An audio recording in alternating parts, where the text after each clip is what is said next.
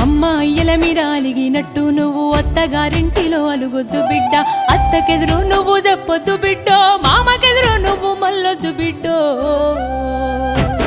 అది అత్తగారిల్లే బిడ్డో, బతుకు కత్తి మీది సాము బిడ్డ, జర్రయాదిలా జర్రయాదిలా జర్రయాదిలంచుకోవే బిడ్డో, అడుగు పెడుతున్న దత్తోరిల్లు.